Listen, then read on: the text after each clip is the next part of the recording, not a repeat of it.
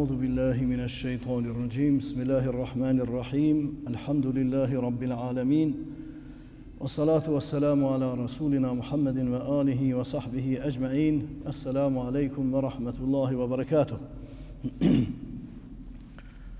Falenderojmë Allahun xhaleshanuhu për nimetet e dhuntitë shumëta që vazhdimisht po na mundson dhe po na jap, e prej të cilave padyshim është edhe takimi ynë i rregullt ditor për të fresku në hijet e fjalëve dhe porosive të më të zgjedhurit të njerëzimit Muhamedit alayhis salam. Këto porosi që llogaritën domosdoshmëri për ta organizu jetën sparit të kësaj bote e mandej biidhnillah edhe për ta fitu ahiretin, pas pra nënshtrimit të asaj që porosit Allahun Kur'an, e mandej edhe kësaj pra që na porosit pejgamberi ynë Muhamedi alayhis salam në hadithet e tij. Jemi në vazhdim e sipër të komentimit të hadithit që e kemi marrë herën e fundit, ku pejgamberi alayhis salam porosit edhe thot: "Amurukum bi thalathin wa anhaakum an thalath." Ju porosis që t'i bëni 3 gjëra dhe ju porosis dhe ju ndaloj nga 3 të tjera. E para atyre që duhet ta bëni, thot: "Amurukum an ta'budullaha wa la tushriku bihi shay'a."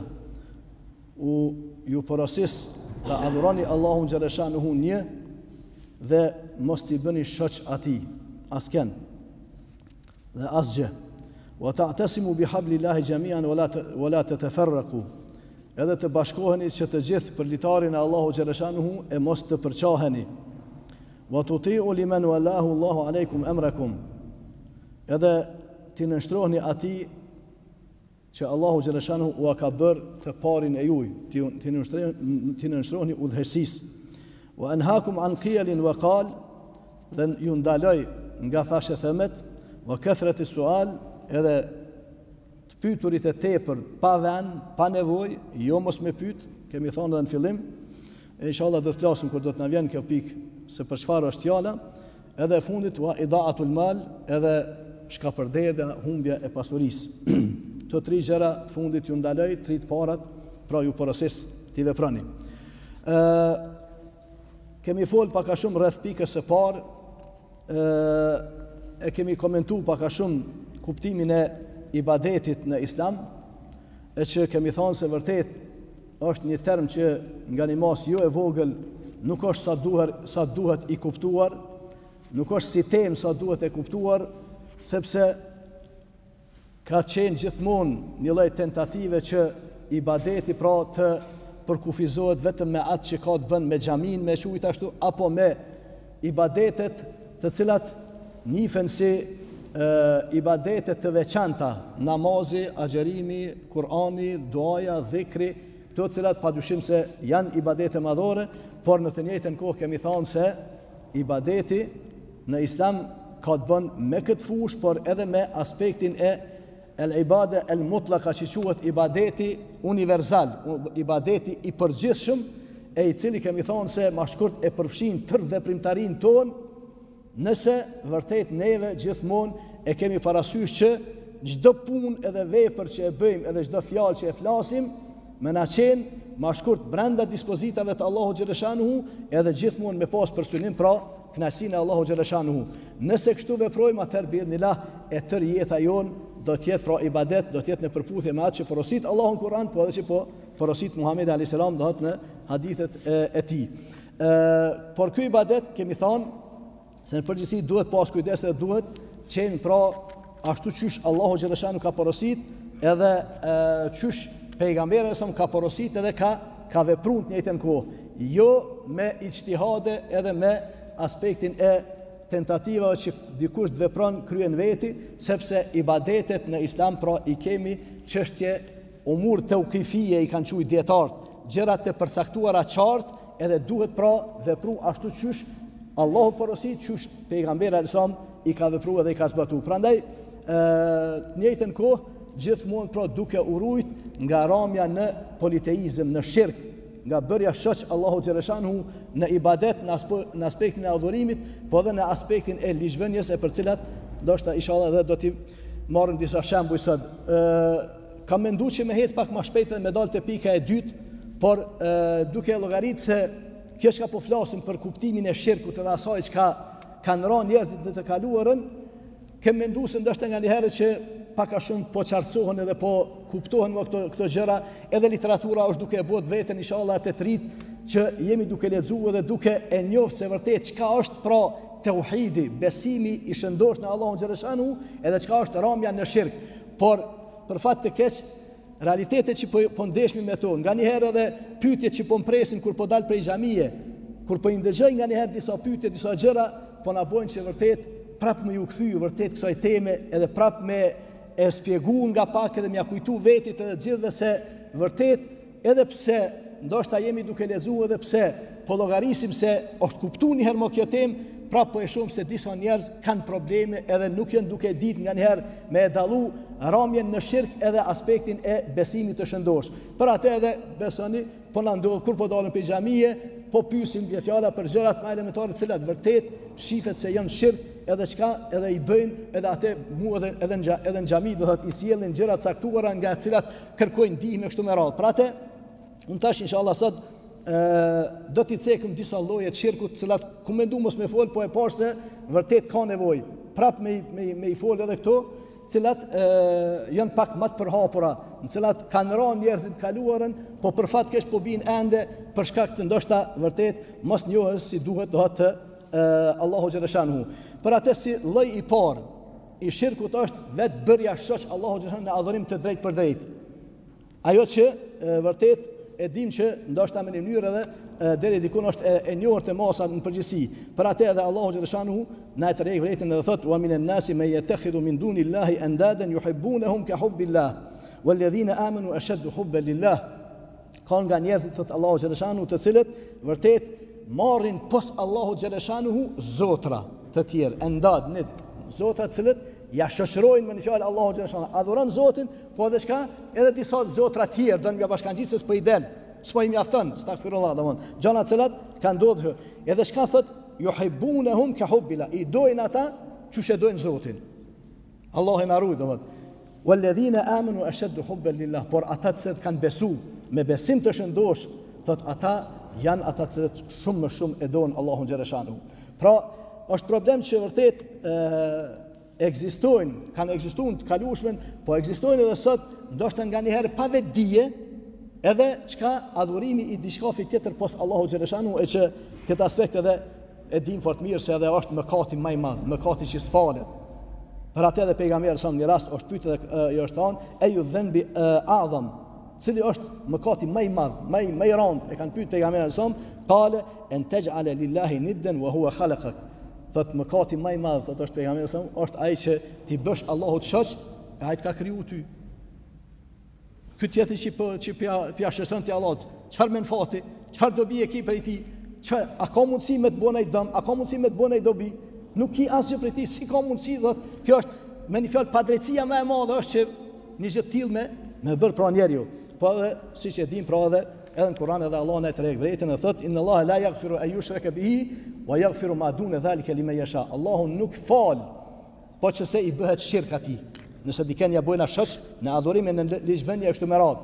Po çka pos këtina mëkate të tjera po, ka të mëdha, ka të vogla, yaghfiru liman yasha. Mëkate të tjera i fal atij që don. Por shirku është ai nga i cili duhet me qeni pastër gjithçysh besimtari, zguxon me liu veten me rante, për atë duhet njoft mirë se çka është shirku dhe cilat janë veprat edhe sjelljet e shirkut, edhe me rujt edhe me mbrojt edhe me pastruar veten inshallah prej tyre.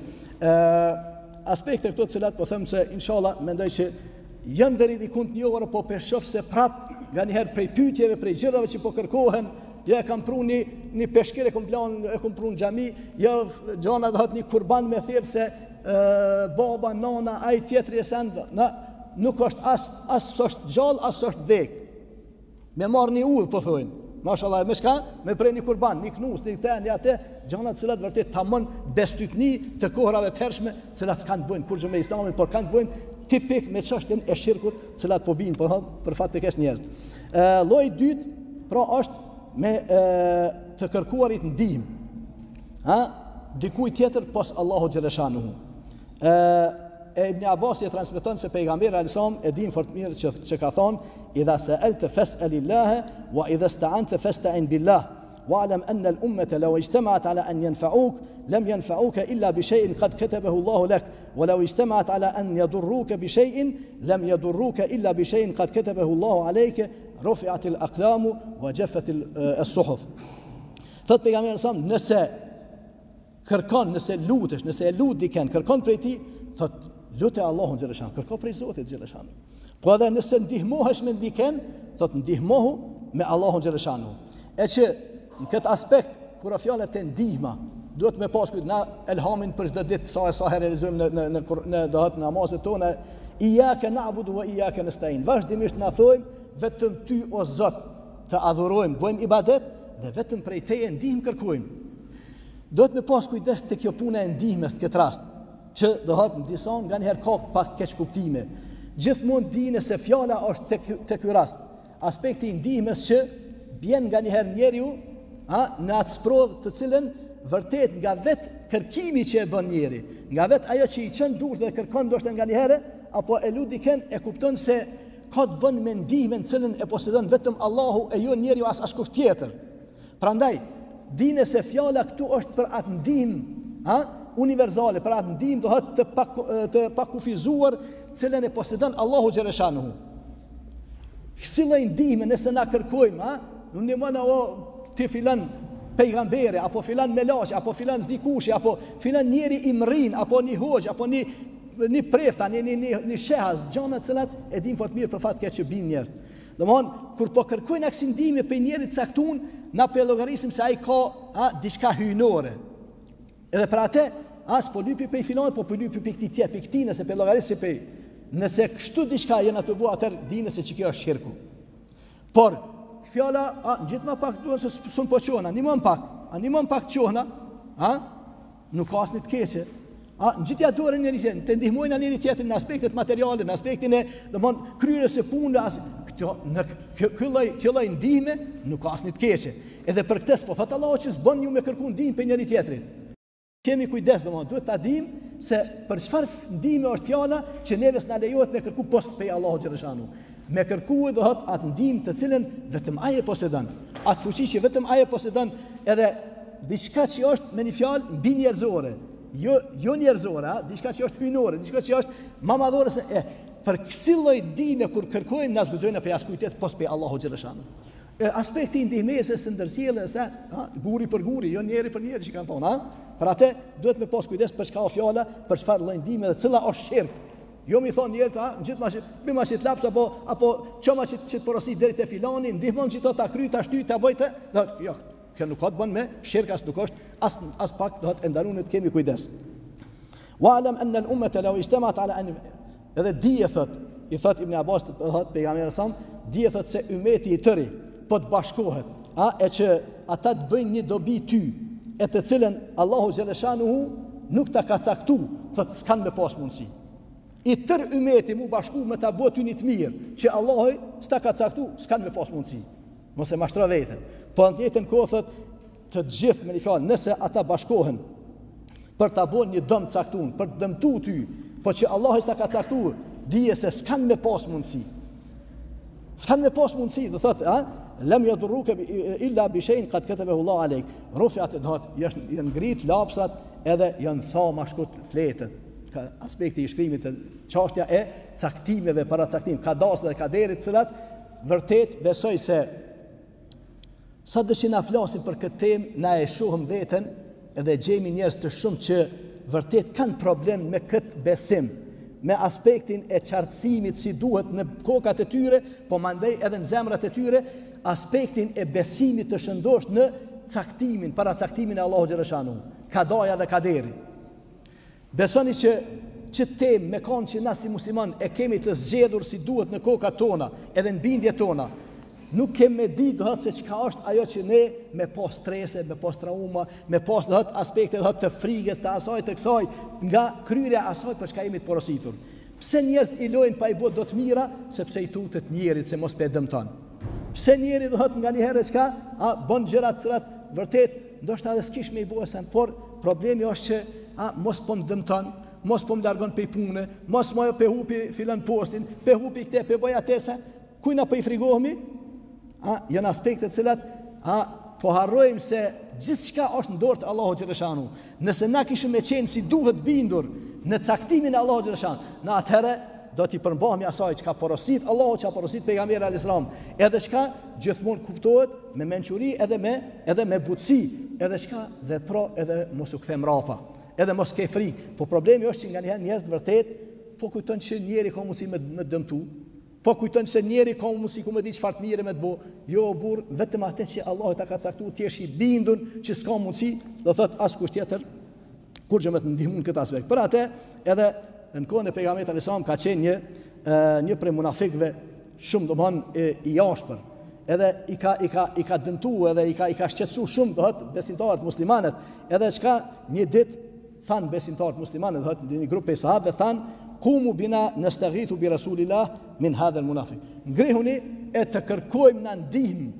Po këtu në këtë rast është fjala për një ndihmë me një fjalë speciale, të kërkojmë ndihmë prej pejgamberit alayhis salam. Po kërkojmë po lutemi edhe që pejgamberi alayhis salam mëna fa qala an-nabiy innahu la yustaghathu bi wa inma yustaghathu billah.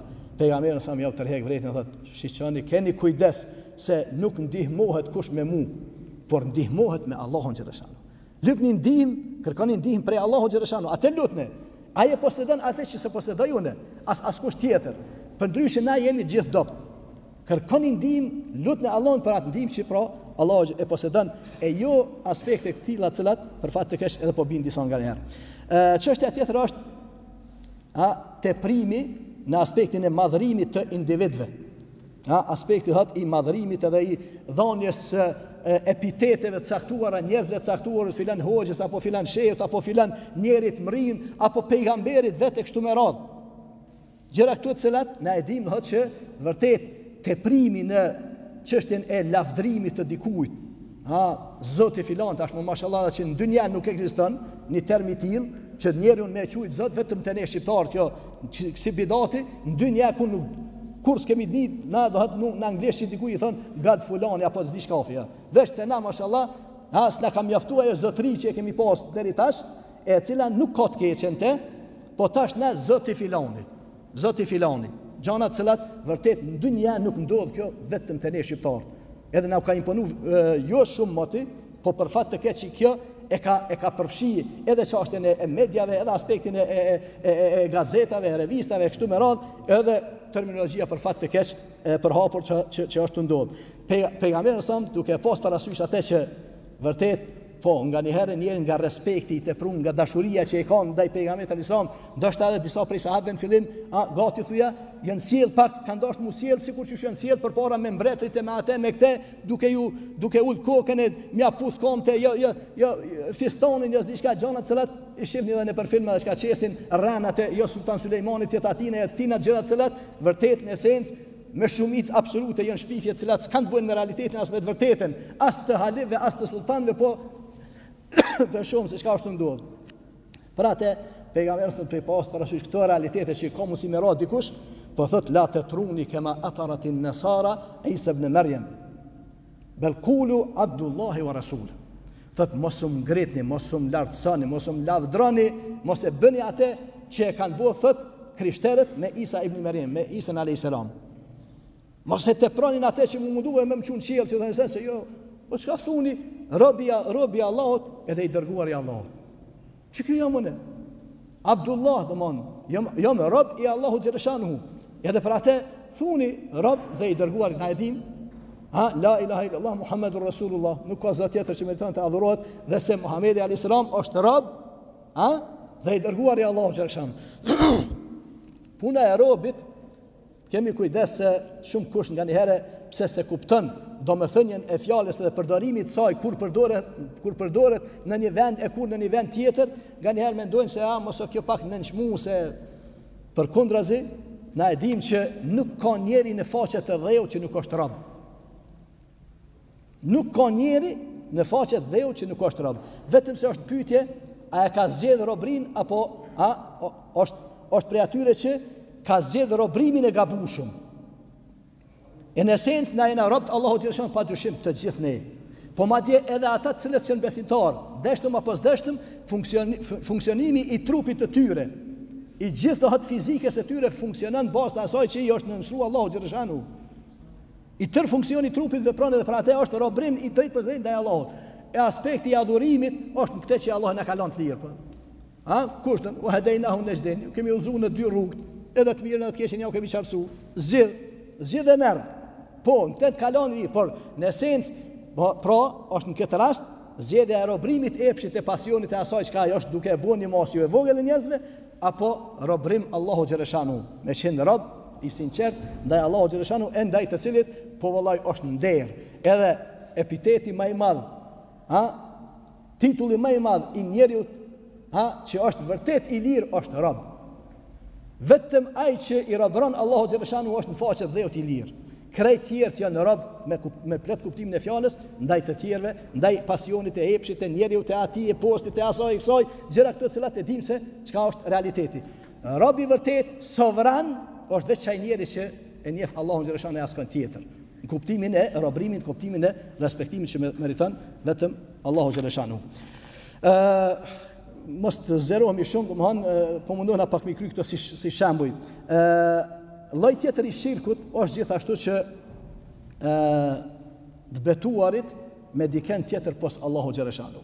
E cila e din fort mirë se thashë edhe në fillim, sa po mendojmë që janë qartësuar, janë të njohura këto gjëra, apet pe i gjejmë në realitetin tonë. Apet pe i gjejmë që po ndodhin këtu.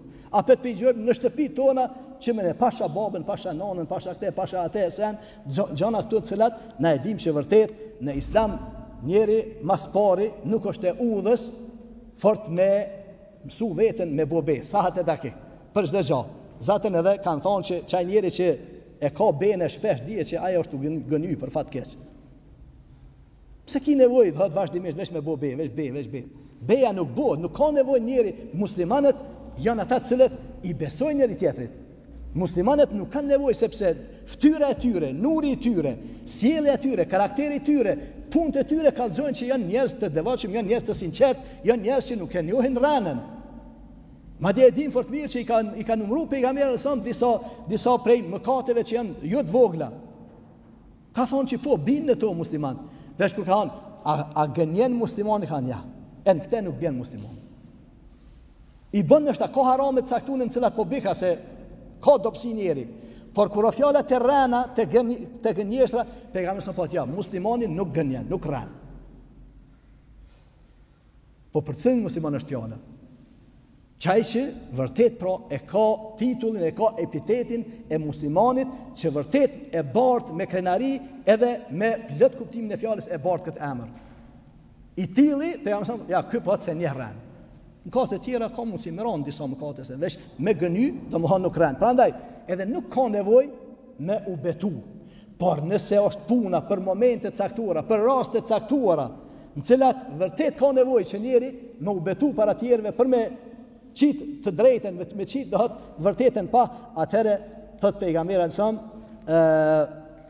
men kana halifen fala yahlif illa billah. Kush dohet me një fjalë detyrohet në raste të caktuara, kur na i vjen puna që me u betu, thot atëherë le të betohet vetëm në Allahun xhaleshanu. Jo se beja ka kuptimin e diçkafit madhore, diçkafit jashtë njerëzore, Pse kena nevojë nga njëherë me bobe, me dal pe realitetit njerëzor. E kur bojna bena me babe, me nane, me sen, apet po jesëm në realitetin tonë, si na tu dal pe i saj. Beja ka nevojë për është diçka që na po dojna me madhru diçkafin. Së ne madhrojna as babën, as nanën, sa do që i dojna. Dashuria është diçka tjetër, dashuria njerëzore, por aspekti i madhrimit, aspekti i lartësimit nuk i takon askujt pos Allahu xhaleshanu. Prandaj, nëse detyroheni me bobe, oni ben Allahu xhaleshanu e jo do thot në as baba, as nana, as kush do qoftë, e që e dim se është temë e njohur, po për fat të keq po them se prap po bimi në te e lut Allahun që vërtet një herë për gjithmonë ta zgjedhim këtë problem me veten tonë, me familjet tona, me evlatët tonë, më u fol, më u tregu edhe çka vërtet më shumë me shtrënjos edhe këtë problem që e kemi për fat të keq. Çështja tjetër pe llojeve të shirkut edhe aspekti i prerjes së kurbanit, therrjes së diçkafit në emër të diçkafi tjetër pos Allahu xhaleshanu. E që thash në fillim prap, kur po i ndëgjoj rastet, kur po i shoh kur po mvin edhe po na pyesin, domthon jo për dhëkn, jo për këtë, jo për atë, jo sene, e shet që vërtet prap po mbetet ky problem ende edhe në mesin tonë. Nuk prehet kurban, sikurse nuk bëhet sejdë, as nuk falet namaz, as nuk agjerohet për askën tjetër, pos për Allahun xhaleshanu. Ashtu është edhe çështja e kurbanit. Kurban nuk prehet për askën tjetër. Nuk prehet për askën, vetëm për hir të Allahut, për atë lan Allahu men dhabaha li ghayri Allah. Madje çështja e prerjes për dikën tjetër, mja kushtu idhujve, mja kushtu thot njerëzve caktuar, ja njerit mrin, jo këtina, jo atina, jo për hatër të këtina, për hatër të atina, gjona të cilat i hasim, për atë edhe jo vetëm se e ndalon pejgamberi, po thot se e ka mallku Allahu xhaleshanu atë njerit që pren kurban për dikën tjetër pos Allahu xhaleshanu. Nuk prehet kurban, nuk therret kurban pos për hir të Allahu xhaleshanu. Ka sa bëhet prej argumenteve që flasin në këto aspekte që po them disa prej llojeve të shirkut që janë pak më të përhapura, u mundum pak me i cek pa u zgjeruar shumë, e që mendoj se ka edhe lloje të tjera, por të cilat ju kisha lut, ktheni ju pak edhe literaturës, ktheni ju librave që flasin për akide, për besim të shëndosh. E keni libër Besimi, esenca dhe negacioni, Muhammed Naim Yasin, gjuhën shqipe, është libër i shkëlqyeshëm, ju kisha thirrë që vërtet ta lexoni edhe mundohuni që bile diçka nga literatura në cilën nuk e kemi të pak tash, të akides t'i lexoni edhe t'i kontrolloni pak edhe bindjet e juve, edhe aspektin e praktikës që e kemi, e të evlatëve tonë, të familjeve tona, e mos të veprojmë në këto aspekte me hamendje. Nuk na lejohet me vepru me hamendje. Jashtë këtyre llojeve është një lloj i shirkut i cili për fat të keq, sot thuja gati e tër bota muslimane është në te. E që ka të bën me aspektin e shirkut që bëhet në ligjvënie. Shirku i ligjvënies, që ka të bën me jurisprudencën, me aspektin e judikaturës, e gjana e cilat e dim fort mirë që vërtet se çka është duke ndodhur sot në realitetin njerëzor, çka është duke ndodhur sot prej 1924 të se këndej me gjitha shoqëritë muslimane, me gjitha shtetet muslimane, se zguxojmë me thonë shtetet islame. Nëse thojmë shtete islame, atëherë s'kemi të bëjmë me ligjvënie të cilat bëjnë shirk. Por ajo ligjvënie ishte dashur me qenë e mbështetur në Kur'an edhe në Sunet atë për çka Allahu dhe pejgamberi son porosisin. Sepse na e dim që ky islam ka ardhur për të na rregulluar neve aspektin e jetës sonë. Ajo që ka të bën me relacionin njeri-Zot, e që qenë kanë këto, e që kanë bojnë hatë këto lloje shirkëve të cilat do të më pastrua, do të më pas kujdes nga këtë këto lloje që i cekum deri tash, e që kanë bëjnë drejt për drejti individ Zot. Njeri Zot, aspekti vertikal. Por edhe Islami ka ardhur me zgjedh edhe aspektin e jetës sonë, edhe aspektin horizontal. Nuk ka ardhur me qenë sistemi i cili e rregullon vetëm aspektin e havas, qiellit, xhenetit, xhehenemit. E që këto po padyshim këto i zgjedh, edhe na i ofron zgjedhjen, na i ofron përgjigjet për to, edhe si duhet e çka duhet. Po në të njëjtën kohë ka ardhur për të na dhënë përgjigje se si duhet na mas pari me rregulluar jetën tonë në këtë botë. Si duhet me organizu jetën tonë, si në aspektin ekonomik, si në aspektin politik, si në aspektin shoqëror, si në aspektin e arsimit. Ma shkurt, të gjitha porët e jetës, Islami që tu dallon nga të tjera ato vëllezër. Edhe këtu është problemi që sot njerëzit e luftojnë Islamin sidomos dushmënt, sepse Islami është e vetmja alternativë që vërtet i ofrohet njerëzimit për të dalë nga krejt ky kaos që është duke jetu njerëzimi mbarë. Edhe nuk ka zgjedhje, na jena të e pa, sa do të li sisteme që po ofrohen, na jena të e pa që vetëm për e thellojnë problemin edhe ekonomik, edhe politik, edhe shoqëror, edhe në aspektin e ahlakut, edhe mos flasim për aspektin e moralit e këto të cilat vërtet aq ka radhët morali në asnjë gjendje sa që është duke rrezikuar edhe ekzistimin e njeriu. Nga mos moralin, nga veprat e shëmtuara, cilat është duke i bën njeriu, është duke e rrezikuar edhe aspektin ekzistencial të vetin. Për atë, po them se shirku që i bëhet Allahu xhallahu në ligjvënie, është që vërtet neshka me shku me zgjedh sistem tjetër, të aspektit të organizimit shtetëror, jashtë asaj që ka porosit Allahu xhallahu edhe pejgamberi e Islam. Për atë edhe me një rast Adi ibn Hatim ka qenë prej krishterëve më herët. Edhe në kohën e pejgamberit sallallahu alajhi wasallam ende pa e pranu islamin, por duke e studiu, duke mendu Adi ibn Hatim e ndëgjon pejgamberin sallallahu alajhi wasallam një rast duke lexuar një prej ajeteve që ku Allahu thot ittakhadhu ahbarahum wa ruhbanahum arbaba min dunillah, se i përshkruan Allahu xhallahu ata të cilët kanë qenë më herët se i kanë marrë me një fjalë priftrit e tyre, ata të partë e tyre për zotra pos Allahu xhallahu. Edhe Adi ibn Hatim kur e lexon, kur e ndëgjon këtë ajet, ende se ka pranuar islamin, thot ja Rasulullah, thot në këtë rast, thot ata nuk i kanë adhuru, thot ata. Me një falë ata të parë që ju kanë nënshtru këtyre pritëve, këtyre të parëve tyre e cen, çfarë do që ju kanë thonë ata, këta ju kanë nënshtru populli. Thot ata nuk i kanë adhuru me një fjalë. Pejgamberi sa ju thot këtë rast. Alaysu yuharrimuna ma ahalla Allah fatuharrimunahu wa yuhilluna ma harrama Allah fatuhillunahu qultu bala qala fatilka ibadatuhum iyahum. Thot an nuk janë ata të cilët më shkurt janë duke e bër haram, duke e ndalu atë që Allahu xhaleshanu e ka ndalu, që e ka leju, e ju po veprani çu shpiu thojnë, ata po e ndalojnë atë që Allahu e ka leju. Edhe çka ju piu nënshtroni. Thotë të njëjtën kohë po e lejojnë atë që Allahu e ka ndalu. Thotë edhe ju po i nënshtroni. Që ky thot është ibadeti ju ndaj atyre, apo ibadeti i tyre ndaj atyre të parëve tyre sen. Nëse njeriu do ta ndalon atë që Allahu të ka porosit, edhe ti nënshtrohesh, edhe ti beson atij, dije se ky është ibadeti i tij. Ky është shirku, që në kuptimin e asaj se çka na lejohet, çka s'lejohet. Çfarë dispozita duhet me organizu jetën muslimanët në të gjitha porët e jetës, prandaj duhet pas pra kujdes këtë aspekt, se edhe po më vjen që koha shumë e ngushtë tash edhe më vesh edhe na kaloj, është temë cilën shumë kemi problem për ta kuptuar ne si musliman.